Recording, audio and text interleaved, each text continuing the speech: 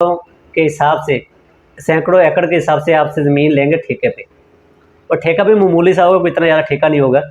लेकिन ये क्या करेंगे, जो इनके मुल्क में चीज़ नहीं उगती, जिसकी पैदावार इनके मुल्क में नहीं होती, ये हमारे मुल्क में उसकी पैदावार करेंगे और यहाँ से वो चीज़ अपने मुल्क ले जाएंगे।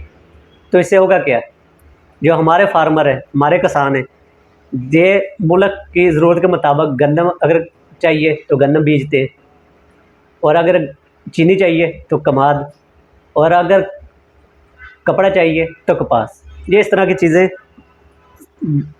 उगाते हैं यहाँ पे, जो आप और मुझे और इस मुल्क को फ़ायदा देती है। लेकिन अगर यही कॉरपोरेटिव फार्मिंग कंपनियों के साथ मुआहदा जैसे हुकूमत ने किया हुआ है, अगर ये काम हो जाता है तो आपके साथ अफ्रीका से भी बुरा हाल होगा। जैसे अफ्रीका में क्या है